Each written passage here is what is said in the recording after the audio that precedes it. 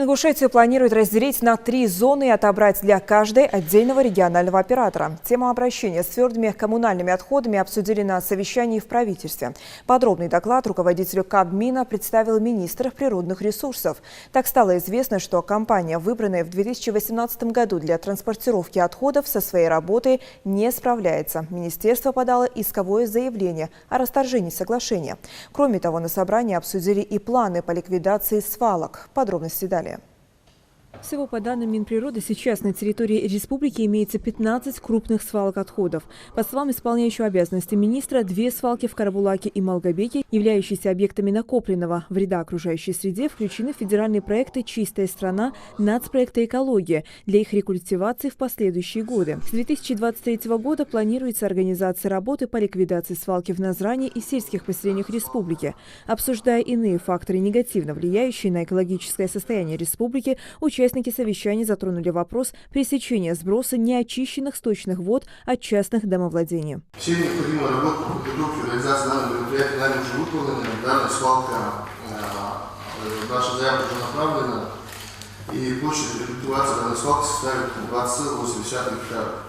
Город Суджа, муниципальное образование республики, не обеспечено очистными сооружениями. По поручению главы республики, Минприроды и Ингушетии заброшена проанализирована информация о существующей схеме водоотведения учреждений подверженности Минздравия Ингушетии, Минобразования Ингушетии, Минспорта Ингушетии, Минкультуры Ингушетии. Согласно представленной информации, 14 учреждений республики не эксплуатируются предусмотренные проекты в этом предприятии очистные сооружения. Соответствующая информация нами направлена в правительство республики.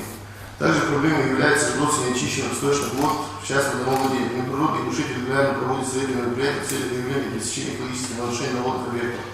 В результате проведенных рейдовых мероприятий за последние 4 года, 16-20 годах, было выявлено и ликвидировано свыше 150 канализационных труб, незаконно выведенных в водные объекты и ливневой канализации владельцам частных домовладений. Из указанных 150 труб, 130 труб загрязняли реки федерального значения, это Суджа и Назранка.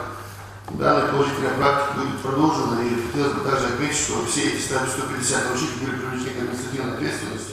Владимир Сластенин отметил повышение эффективности работы ведомства, поставив вместе с тем задачу усилить деятельность по осуществлению экологического надзора.